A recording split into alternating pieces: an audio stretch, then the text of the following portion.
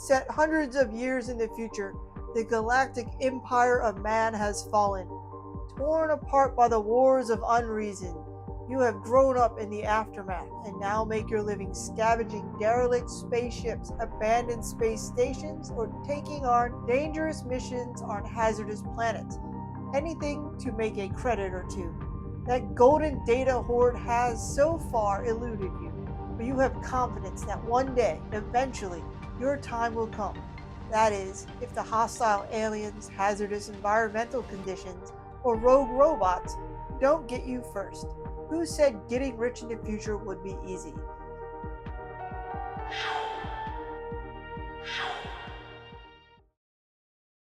Welcome back to Unbox and Conquer. Today we're going to take a look at a series of adventures that I quite enjoy. Starship Scavengers by the Grinning Frog. All you need to play is the rules and some dice. But that's not any fun. You also need an adventure. If you go to thegrinningfrog.com and you click on their core Starship Scavengers bundle, you'll get the rule book and the HMS Brutus adventure, which is for level 1 scavenger. While you're there, you can also download character sheets for free. I've laminated mine so that I can just reuse them. So this is my character Scaldy. She's probably a level 3 scavenger at this point. She's been through a few adventures and survived. The first 2 did not make it. So this is and also some cards. I'm not sure if these come when you order off the website, but I did mine through Kickstarter. I have a feeling though that these do come with it, just because the Grinning Frog always goes above and beyond for their products. And so these are postcards with the combat tracker, so you can do your ranges, and then your combat summary, so you know how to beat up the aliens. This also will have the basics on how to create your character, which the base rules are you're always going to be a human. Now recently, as of 2025, we have the new book, Character Options, which gives us 6 new races to play. And it will also add in skills and backgrounds. As this series keeps going, it is constantly evolving through each iteration of new content, which is amazing. I love to see it. So we have gene-spliced human Kalar, Mantid, Saurian, Vrit, and Zuza. This is the gene-spliced. This is a human-made creation, obviously. We like to combine our animals with humans. We have the classic human, is always a very good thing to be human. And we have your Kalar, which I believe is a fish type alien. Wow! Or aquatic. Each race now comes with racial benefits. So they're going to have special equipment, some skills, they'll have weapon preferences. You're never locked in to only doing what your race is preferred. You can use everything, but you will get little extra benefits if you use the racial preferred gear. So here's a mantid, which is basically an insectoid style alien. We got a reptile with the Saurians. We got the Vrit. Now these look the closest to the gray aliens that we're always so familiar with from the X-Files.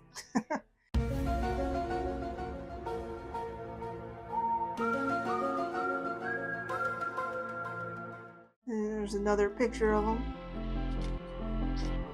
Then we got the Zuza, which look ethereal and very mystic. There's another shot of them. So we get civilian backgrounds, criminal backgrounds, military backgrounds, and I believe, technical backgrounds. And so you can combine your character now with the backgrounds, the racial attributes, and skills, which will allow you to do even more amazing things with your adventures, which we all love if you are a tabletop RPG player. Before I dig into the other adventures, the biggest draw for this series for me was the fact that I could never seem to get a D&D group together, and I really wanted to roll some dice and go on an adventure. and I was lucky enough to find the Kickstarter for the beginning. It was at the time it was these three: the Rules, HMS Brutus, and Moon Crash, and it was the beginning of the Starship Scavengers journey. And it was perfect because it allows you to go on adventures and do all those tabletop RPG things that you love, and you don't have to worry about getting a bunch of people together to do it. You can just sit down at your desk and go scavenge some spaceships, kill some hostile aliens. HMS Brutus has you exploring a derelict spaceship that's been floating around out there. Moon Crash has you going down onto a moon and driving a little buggy named Polly around. Polly is like your little spaceship. Hopefully, if you don't want spoilers, I recommend looking away now. But here's Polly. It's their little tiny little moon rover vehicle that you drive around while you're exploring. And it comes with a map that you're going to go around on and explore with a little, find out what adventures you're going to get, what aliens you might encounter, like space stuff. There's a rover. Now this is not our moon, this is just a moon. And then we have the next adventure that came out, and this one's got quite a few cards that are falling out on me. So we're going to have a turn sequence card, a station map, and some more station map levels. This is Station 31, which has you exploring an abandoned research station that's about to fall into the atmosphere of the planet it's orbiting. Every adventure also is going to kind of include some new rules so that you can interact with the new mechanics of the game as it grows. So this one's introducing drones. I believe Moon Crash introduced us on how to... Sorry, there's a lot of... I have everything for this game, so I have all the little bits and bobs floating around. So yeah, this one's got new rules on how to travel on a planet. I have not done this adventure yet, but it's looking quite nice.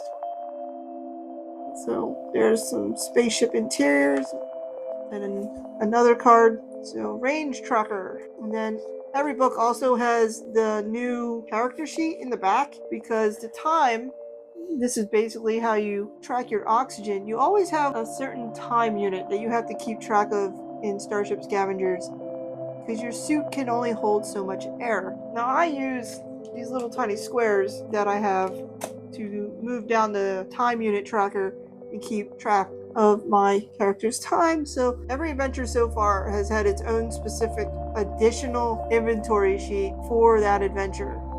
There's a bestiary in the back for when you encounter various monsters, or aliens in this case, or drones. This one has you on a jungle planet.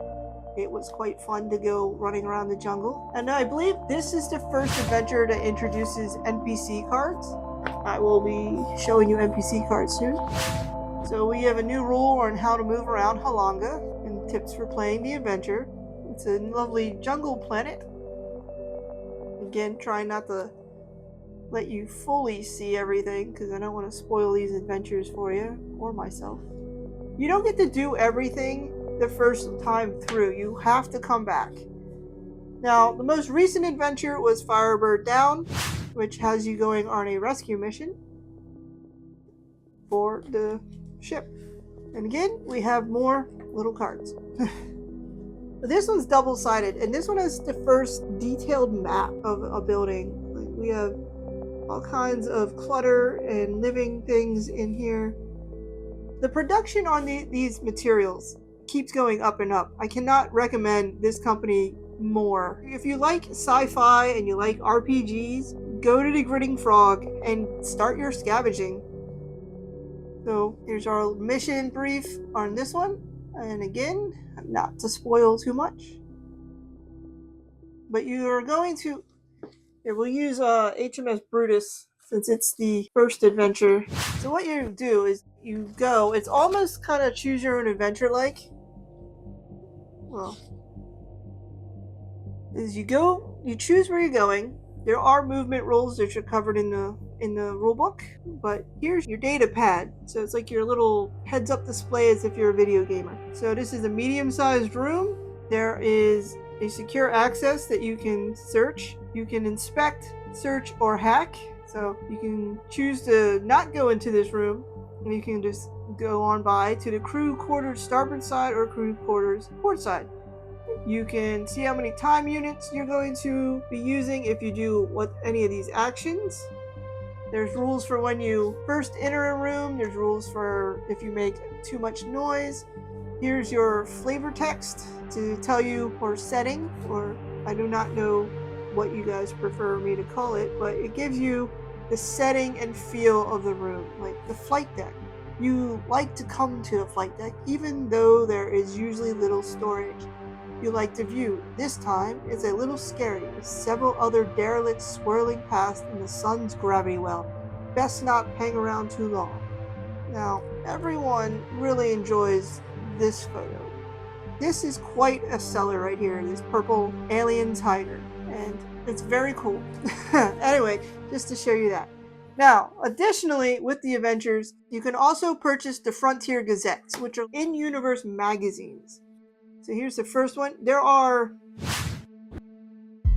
words from the Grinning Frog, which, gives you heads up on what's upcoming in the real world. And then you can go in, you can read about other constellations, where some shipwrecks are, if there's wanted posters for NPCs. Here's basically a little essay about the life cycle of this alien from egg to the Mothman. There's the Galactic Alliance. Here's moons. It gives you a lot of lore on the rest of the world. Like, instead of just focusing in down on one adventure book, you can find out that one of these books is going to be covering, not one of these books, but one of the articles references a space race, like an actual spaceship race that's happening. There's also little mini tiny adventures in here. So you can go to Tarkin Plains and you can encounter these robot giraffes. And here is a stat card for the giraffe. And then there's a cargo manifest. I honestly have not figured out what this is for, but it's in here. And then we have some asteroids, and this one starts the asteroid mining adventure where you actually encounter enemies that have made their way to the Xenogenesis game, the Vine Zombies and the Heart Vines. This is where they originally showed up. This is their first occurrence. In this small, now it kind of goes through and narrates the adventure, and you just kind of follow through. There is a Vine Zombie, or Vine Ghoul, as it's called. I keep messing up. And then there's a lady. I won't tell you what she's for. And then there's some, if you want to run this as a normal tabletop group with other people, it's got some notes in here for the game master. And here's your encounter table for that mini adventure. That's all in the Frontier Gazette issue 1.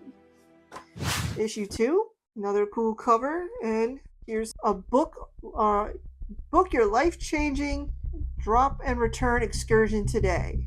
So this is advertising a vacation you could theoretically take in universe. And then there's some information from the Grinning Frog. And then here's another adventure for the Tarkin Plains.